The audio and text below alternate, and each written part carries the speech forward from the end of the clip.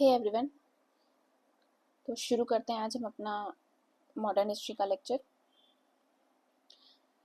तो सबसे पहले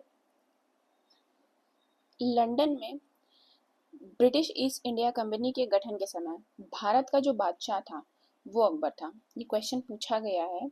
क्या क्वेश्चन पूछा गया है कि लंदन में ब्रिटिश ईस्ट इंडिया कंपनी के गठन के समय, जब लंदन में ब्रिटिश ईस्ट इंडिया कंपनी बन रही थी, तो उस समय हमारे यहाँ भारत का बादशाह कौन था? तो भारत का बादशाह था अकबर। नेक्स्ट क्वेश्चन पूछा गया है कि कलकत्ता का संस्थापक कौन था? मतलब कलकत्ता का जो शहर बसाया गया था उसमें किसका हाथ था? तो जॉब चौर्नक। मेरे ख्याल से ये क्वेश्चन मल्टीपल टाइम्स पूछा गया है। कौन था जिसने कलकत्ता को बसाया? Job Charnock. Next, for trade with India first संयुक्त पूंजी कंपनी, मतलब कई लोगों ने मिलकर के पैसा लगाया और एक कंपनी बनाई। पहली इंग्लिश की थी। फॉर ट्रेड करने के लिए इंडिया में पहली संयुक्त पूंजी कंपनी किसने बनाई थी? इंग्लिश ने। कब बनाई थी? 1599 में। देन 1602 में डच कंपनी बनी थी। तो इसका मतलब क्या हुआ कि जो इंग्लिश की कंपनी थी और जो डच की कंपनी थी, दोनों संयुक्त पूंजी कंपनी थी। पहले बनी थी इंग्लिश 1599 में और देन बनी थी डच 1602 में।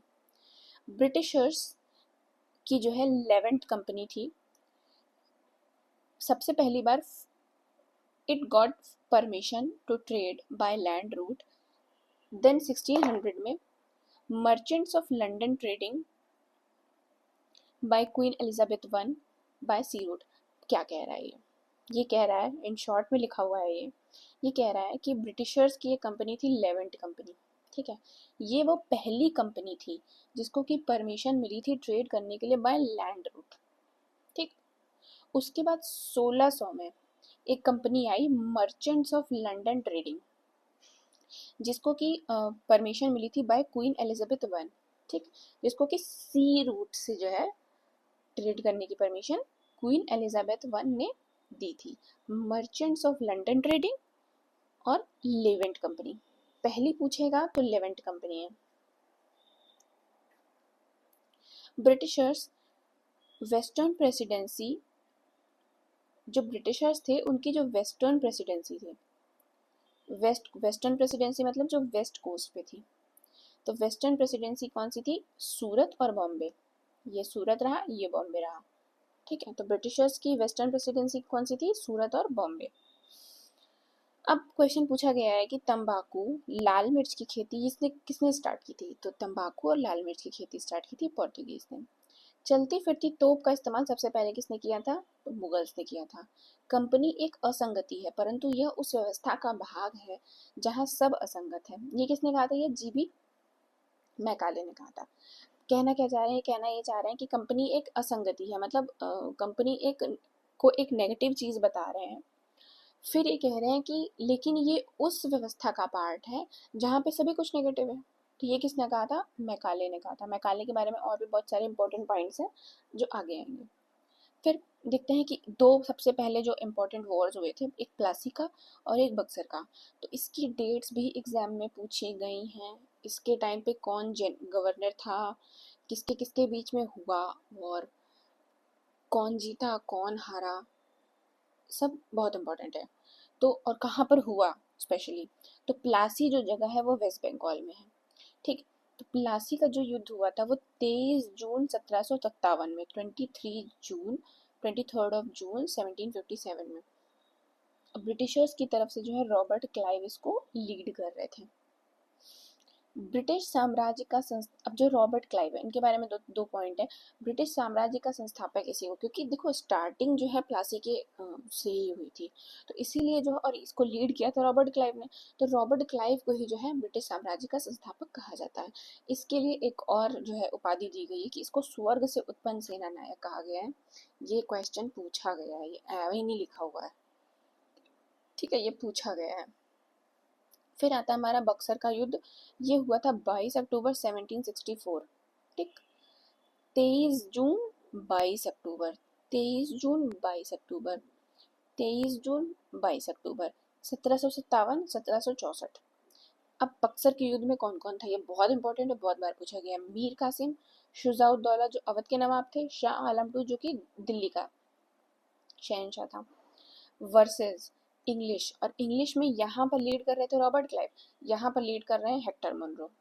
ठीक, कौन कौन है फिर से रिवाइज करेंगे। मीर कासिम, शुजाउद्दौला और शाह आलम, दोनों में श है।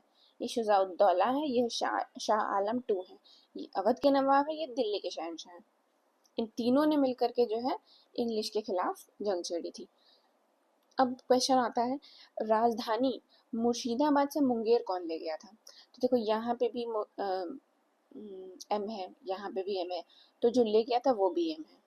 मुर्शिदाबाद से मुंगेर ले गए थे हमारे Mir Qasim. Britishers got diwani rights from Shah Alam to.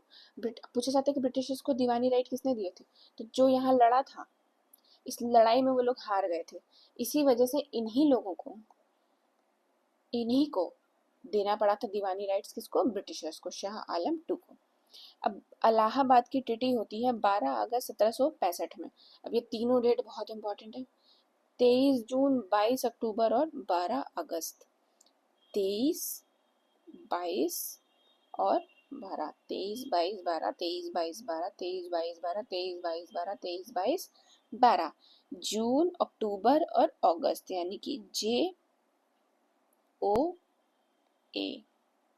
जून, अक्टूबर, अगस्त, जुआ से याद कर लीजिए, 23, 22, 12, जून, अक्टूबर, अगस्त, 23, 22, 12, जून, अक्टूबर, अगस्त। ठीक है, ये तो याद ही रहेगा यार, बहुत लोग को ईयर तो याद ही था, ये इसी का प्रॉब्लम है, ये बहुत लोग को नहीं याद होगा। तो 1757, 1764, 1765। ठीक, अब जो इलाहाबाद की ट्रीटी हुई थी उसमें दो ट्रीटीज थी, एक थी क्लाइव और शाह आलम टू के बीच में, और एक थी क्लाइव और शुजाउद्दौला के बीच में। अब भाई दोनों लोग, अब इनकी तो कोई बात ही नहीं है, इनका तो कोई वजूद ही नहीं है। ठीक, शुजाउद्दौला के पास चीज़ें थी और शाह आलम टू के पास चीज़ें थी, क्योंकि ये अवध के नवाब थे, ये दिल्ली के बादशाह थे। तो कुछ चीज़ें जो है शुजाउद्दौला से जो है ब्रिटिशर्स ने ली, कुछ चीज़ें शाह आलम टू से ली, तो इसीलिए दो ट्रीटी हुई थी। ठीक है, ड्यूरिंग दिस बंगाल, जब ये सब हो रहा था, जब ये ट्रीटी हुई थी, देखो इस वॉर को लीड किया था रॉबर्ट क्लाइव ने, इस वॉर को लीड किया था हेक्टर मुनरो ने, लेकिन इसके जस्ट बाद तुरंत जो है जब ये ट्रीटी हो रही थी, उस टाइम पर जो है बंगाल के गवर्नर कौन थे, हमारे क्लाइव थे।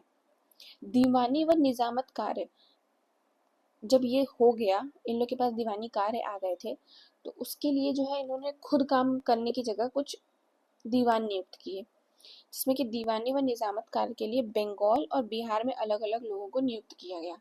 तो बंगाल में मोहम्मद रजा खान और बिहार में राजा शिताब राय। ठीक, बंगाल में मोहम्मद रजा खान और बिहार में राजा शिताब रॉय। अब दीवानी राइट्स ऑफ बंगाल, बिहार और उड़ीसा, पूछा जाता है कि जो दीवानी राइट्स दिए गए थे शाह आलम के द्वारा किसको, ब्रिटिशर्स को, वो किसके किसके थे, तो बंगाल, बिहार और उड़ीसा। पहले ये सब एक ही में थे। दिल्ली पर अंग्रेजों का अधिकार कब हुआ था, पूछा जाता है कि दिल्ली पर अंग्रेजों का अधिकार कब हुआ था, तो दिल्ली पे अंग्रेजों का अधिकार हो जाता है 1803 में। आफ्टर 1765 ब्रिटिशर्स ट्रेडेड विद खासी पीपल, सिलहट फॉर चूना पत्थर। जो 1765 में उनको दीवानी राइट्स मिल गए थे, इलाहाबाद की संधि हो गई, तो उसके बाद ब्रिटिशर्स जो है वो खासी पीपल जो है उनके कांटेक्ट में आते हैं सिलहट वाले एरिया में। किस लिए, चूना पत्थर के लिए। वो है ना गारो, खासी, जयंतिया मेघालय में, तो उसमें से खासी लोगों के कांटेक्ट में लोग आते हैं, किस चीज़ के लिए, चूना पत्थर के लिए। अब प्लासी जो है ये कहाँ पर है, हमने बताया था ऊपर कि प्लासी जो है हमारा, ये वेस्ट बंगाल में। अब वेस्ट बंगाल में कहाँ पर है, ये वेस्ट बंगाल में नदिया जिला, भागीरथी नदी किनारे, वेस्ट बंगाल, नदिया जिला, भागीरथी नदी, वेस्ट बंगाल। आगे देखते हैं, फिर राजा टिकैत राय नवाब आसिफुद्दौला के दीवान या अर्थमंत्री थे, जो कि हिंदू नायब वजीर थे। देखो अब यूपी में लखनऊ में टिकैत राय, ठीक है, तो जो टिकैत राय थे ये एक एरिया है, इन्हीं के नाम पे पड़ा था। तो जो एक राजा थे ये आसिफुद्दौला, ये आसिफुद्दौला के जो है दीवान थे, नायब वजीर थे, अर्थमंत्री थे, सब कुछ यही थे। ठीक है, और ये एक हिंदू थे, तो ये इंपॉर्टेंट हो जाता है पॉइंट। अवध के नवाबों के राज्य में सामान्यतः हिंदू जातियों के लोगों को उच्च स्थान प्राप्त था। छोटा सा पॉइंट है, याद रहेगा एक बार पढ़ने के बाद भी। अब आगे देखते हैं।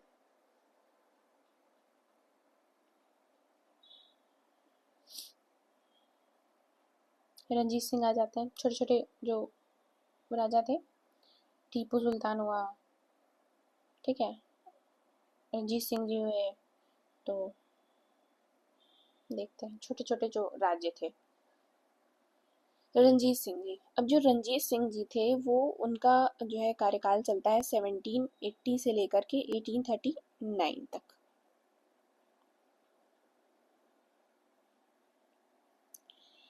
तो 1780 में इनका जन्म होता है 13 नवंबर को, ठीक है। इनका जन्म होता है सुकरचकिया मिसल में। अब इन्होंने कुछ बहुत सारे काम किए, ठीक है। इनके साम्राज्य के बारे में कुछ इंपॉर्टेंट पॉइंट्स हैं जिनसे क्वेश्चन बनते हैं, इनके बारे में कुछ पॉइंट्स हैं जिनसे क्वेश्चन बनते हैं। फिर इनके बाद जो जो राजा आए, क्या क्या कहाँ कहाँ लड़ाई हुई जो है अंग्रेज़ों के साथ, कहाँ कहाँ संधि हुई, तो इन सब चीज़ों पे जो है छोटे छोटे पॉइंट्स हैं, उन पर क्वेश्चन बनता है। तो वो सारे पॉइंट्स यहाँ पर एक साथ करके लिखे हुए हैं, उनको हम देख लेते हैं। 2-4 बार रिवाइज करोगे याद हो जाएगा सब। तो इन्होंने जो है तोप खाने का निर्माण कराया था, कहाँ पर? अमृतसर में और लाहौर में। कहाँ पर तोप खाने का निर्माण कराया था? अमृतसर में और लाहौर में, ठीक है। इनको कोहिनूर कहाँ से मिला था?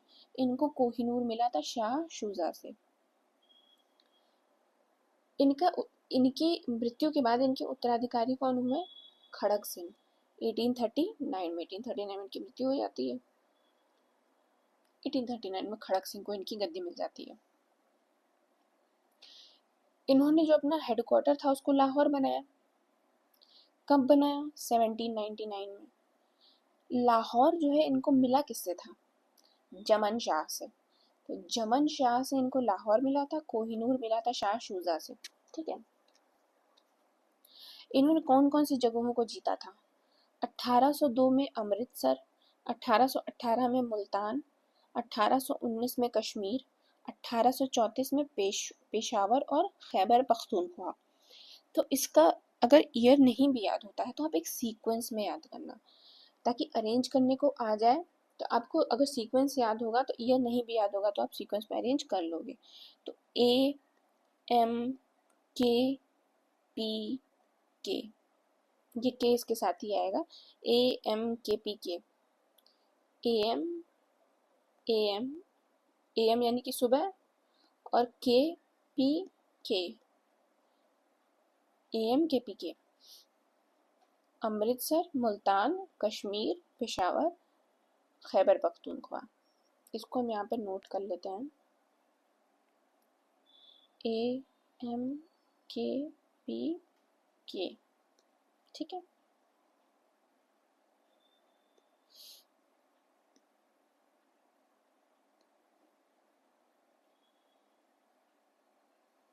ये भी याद रहेगा।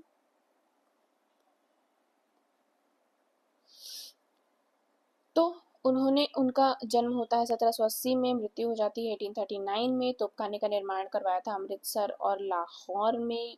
लाहौर उनको मिलता है जमन शाह से। 1799 में वो उसको अपना हेडक्वार्टर बना लेते हैं। उनको कोहिनूर मिलता है शाह शूजा से।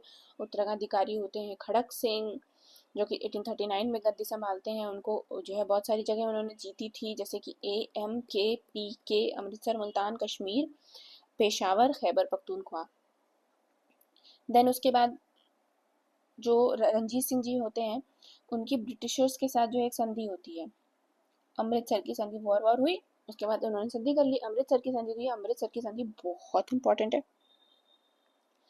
तो जब अमृतसर की संधि होती है तो कौन से गवर्नर होते हैं? मिंटो, इनके टाइम पे मिंटो और मेटकॉफ होते हैं, ठीक है। तो अमृतसर की संधि जो हुई थी, ये इसका ईयर इंपॉर्टेंट है, 25 अप्रैल 1809 में, ठीक है, 25 अप्रैल 1809 में।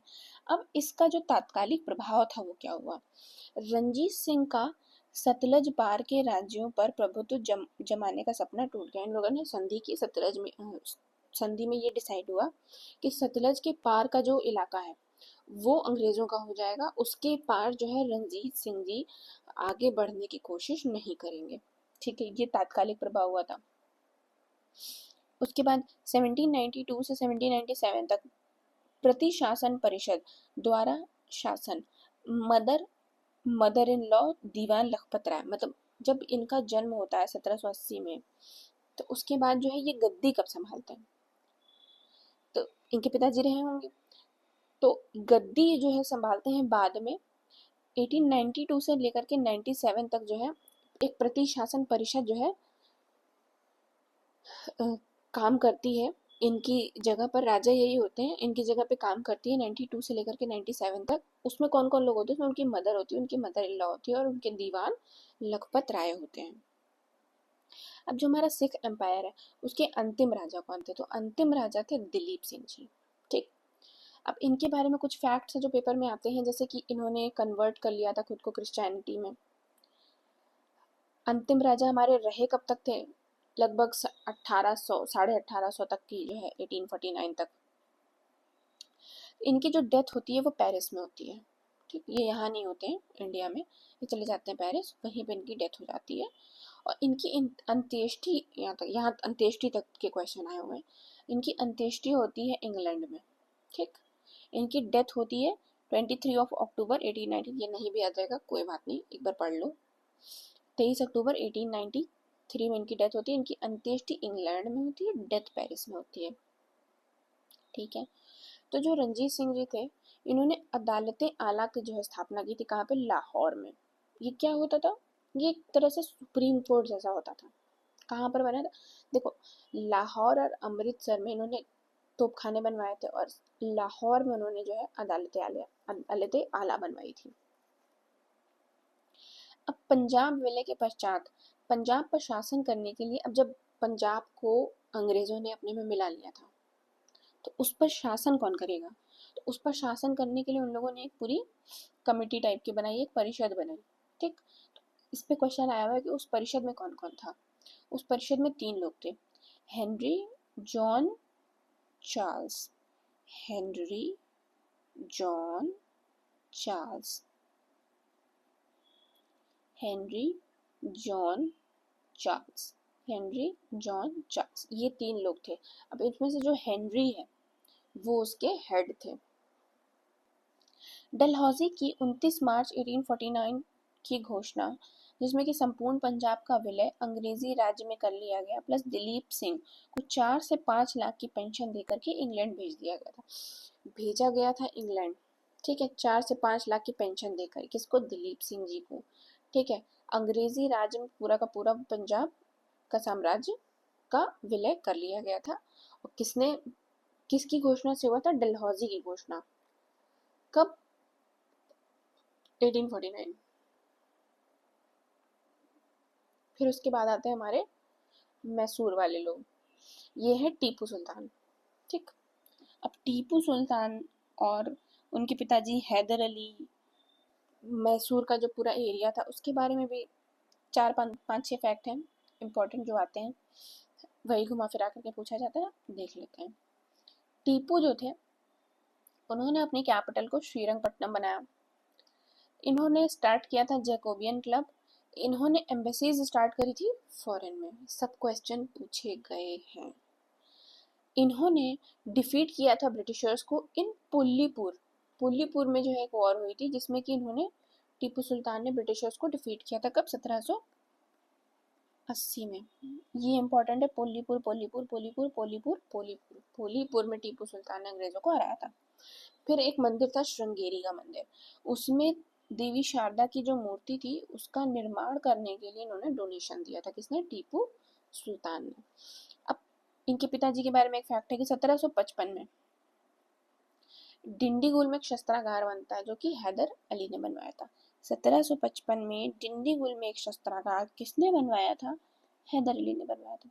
1781 में हैदर अली वर्सेस आयरकुट, इंग्लिश की तरफ से लड़ रहे थे आयरकुट, मैसूर अंपायर की तरफ से जो है हैदर अली लड़ रहे थे 1781 में, जिसको कि बोला जाता है पोर्टो नोवा का युद्ध। पोर्टो नोवा का युद्ध भी कई बार पूछा गया है। तो पोर्टो नोवा का युद्ध किसके किसके बीच में हुआ? हैदर अली और आयरकुट। बंगाल, इसमें हैदर अली हार गए तो आयरकुट जीत गए थे। बंगाल राजस्व कृषि पद्धति प्रारंभ। अब बंगाल में राजस्व कृषि पद्धति किसने आरंभ की थी? तो मुर्शीद कुली खान। ठीक है। अब आमेर के राजा एक जयसिंह थे, सवाई राजा जयसिंह। इनके बारे में कुछ इंपॉर्टेंट फैक्ट है, जैसे कि इन्होंने यूक्लिड के रेखा गणित के तत्वों का संस्कृत में अनुवाद कराया। ठीक है। इन्होंने 5 वेधशालाएं बनवाई थी, जयपुर में, दिल्ली में, बनारस में। 2 के नाम यहाँ रह गए हैं, उसको मैं बाद में ऐड ऑन कर दूंगी, यहाँ पे मिस हो गया है। पानीपत का जो तीसरा युद्ध होता है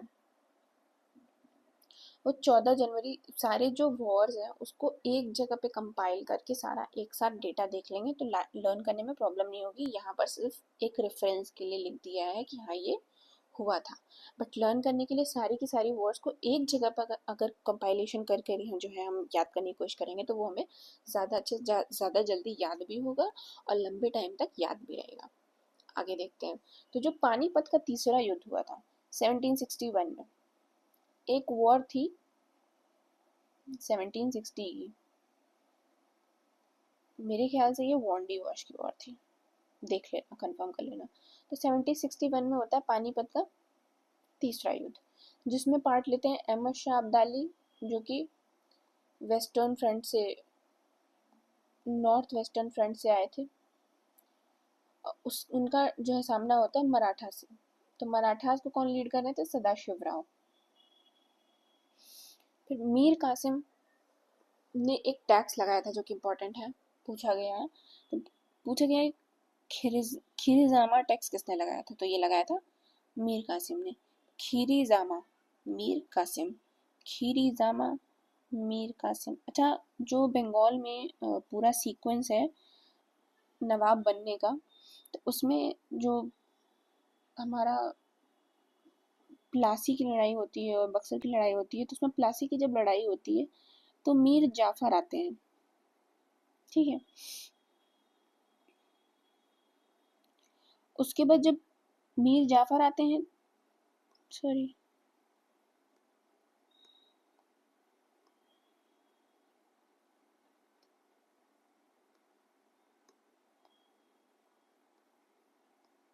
मीर जाफर आते हैं, फिर मीर कासिम आते हैं, मीर जाफर आते हैं, फिर मीर कासिम आते हैं, फिर मीर जाफर आते हैं। तब मीर कासिम जाकर के लड़ाई करते हैं उनसे बक्सर की। तो ये सीक्वेंस है, मीर जाफर, मीर कासिम, मीर जाफर। उसके बाद रंजीत सिंह। अब वहां पर एक फैक्ट मिसिंग था कि अदालत आला सिर्फ लाहौर में नहीं, अमृतसर में। तो जो हमारे तो खाने थे वो दोनों लाहौर और अमृतसर दोनों में बने थे, और जो अदालत आला है वो भी लाहौर और अमृतसर दोनों में बनी थी। अब उसके बाद जो बक्सर का युद्ध हुआ था, तो बक्सर की मैंने ये फैक्ट ऑलरेडी आप लोगों को बताया हुआ कि जो बक्सर का हमारा युद्ध हुआ था उसमें हेक्टर जो प्लासी का वॉर हुआ था उसमें क्लाइव लीड कर रहे थे। फिर उसके बाद जो बक्सर का वॉर हुआ उसमें हेक्टर मुनरो लीड कर रहे थे, और फिर जैसे ही इलाहाबाद की संधि होती है तो वहाँ पे फिर से लीड करने के लिए आ जाते हैं क्लाइव। तो ये वही चीज़ यहाँ पे लिखी हुई है, क्लाइव का पुनः भारत आगमन होता है और वो इलाहाबाद की संधि में लीड कर रहे होते हैं। फिर उसके बाद आ जाता है कि एक पूरी लिस्ट याद होनी चाहिए कि कब कौन सा पहला गवर्नर जनरल, पहला गवर्नर ऑफ इंडिया, पहला वायसराय ऑफ इंडिया, ये सारे क्वेश्चन बहुत मल्टीपल टाइम्स पूछे गए हैं। तो हमें देखना है कि जो हमारे सबसे पहले बनते थे गवर्नर ऑफ बंगाल। ठीक है, पहले ये लोग बंगाल आए, बंगाल में अपने आप को इस्टेब्लिश किया, फिर फैलने लगे तो गवर्नर जनरल ऑफ बंगाल हुए। ठीक है, पहले गवर्नर हुए, फिर गवर्नर जनरल ऑफ बंगाल हुए, फिर उसके बाद गवर्नर जनरल ऑफ इंडिया हो गए, फिर वायसराय हो गए। तो गवर्नर ऑफ बंगाल, आपको सीक्वेंस याद करना है कि सबसे पहले तो देखो लड़ाई जो है सबसे पहले वही हुई थी प्लासी और बक्सर। प्लासी में कौन लीड करता था? क्लाइव था। यानी कि सब जो भी अच्छी चीज़ होगी, जो भी पोस्ट दी गई होगी, सबसे पहले क्लाइव को ही दी गई होगी। तो क्लाइव हमारे जो है गवर्नर ऑफ बंगाल पहले बनते हैं। ठीक, लास्ट गवर्नर ऑफ बंगाल बनते हैं वॉरेन हेस्टिंग। ठीक, अब जब वॉरेन हेस्टिंग काम कर ही रहे हैं तब तक इन्होंने डिसाइड कर लिया कि जो गवर्नर ऑफ बंगाल है हम उसी को गवर्नर जनरल ऑफ बंगाल बना देंगे। अच्छा, जनरल ऑफ बंगाल इसलिए कि जो गवर्नर ऑफ बंगाल था उसी को और जगहों के भी काम दे दिए गए, तो उसको सिर्फ गवर्नर ऑफ बंगाल बोलना ठीक नहीं था, तो उसको गवर्नर जनरल ऑफ बंगाल बना दिया। तो गवर्नर जनरल ऑफ बंगाल सबसे पहले बने, जो ऑलरेडी गवर्नर ऑफ बंगाल का काम कर रहा था, यानी कि वॉरेन हेस्टिंग। तो उन्हीं वही बन गए हमारे गवर्नर जनरल ऑफ बंगाल पहले, Warren Hastings. Last governor general of Bengal कौन थे? बेंटिक थे। अच्छा, अब जब बेंटिक अभी अपना काम कर ही रहे हैं तब तक उनको बोल दिया गया कि अब हम आपका जो है डिजिग्नेशन चेंज करके कर देते हैं गवर्नर जनरल ऑफ इंडिया, मतलब और भी उनका दायरा बढ़ा दिया गया। तब उनका दायरा और बढ़ा दिया गया तो पहले जो है गवर्नर जनरल ऑफ इंडिया हो गए बेंटिक, और last governor general of India हो गए कैनिंग। अच्छा, अभी कैनिंग काम कर ही रहे हैं तब तक सोचा कि ला अच्छा वायसरॉय मतलब गवर्नर जनरल हटा ही दूं। ठीक, जनरल कुछ भी नहीं रहेगा, बड़ा नाम लेकर के आते हैं, नाम बनाया उन्होंने वायसरॉय। तो वायसरॉय ऑफ इंडिया आ जाते हैं, तो पहले वायसरॉय ऑफ इंडिया बनते हैं कैनिंग, पहले वायसरॉय ऑफ इंडिया बनते हैं कैनिंग, और लास्ट वायसरॉय ऑफ इंडिया बनते हैं माउंटबेटन। ये तो सबको पता होगा। ठीक, आपको सीक्वेंस याद होना चाहिए, Clive, Hastings, Bentinck, Canning, Mountbatten सबको याद होता है, तो CHBC इसको हम लिख लेते हैं।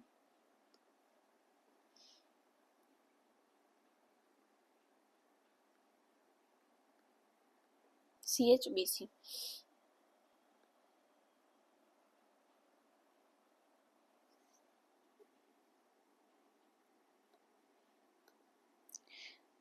Clive, Hastings, Bentinck, Canning. तो अब देखो सबसे पहले बनते हैं गवर्नर ऑफ बंगाल, तो पहले governor of Bengal Clive, last governor of Bengal Hastings. तो जो यहाँ पे लास्ट हुए वही अगले के लिए पहले हो गए। तो गवर्नर जनरल ऑफ बंगाल जब बनेंगे तो वो पहले हो जाएंगे हेस्टिंग। ठीक, यानी कि हेस्टिंग का नाम 2 बार, बेंटिक का नाम 2 बार, कैनिंग का नाम 2 बार। ऐसे आप सेट कर लेना, बच जाएगा क्वेश्चन। लेकिन ये याद रहेगा तो कोई भी क्वेश्चन बन जाएगा। CHBC।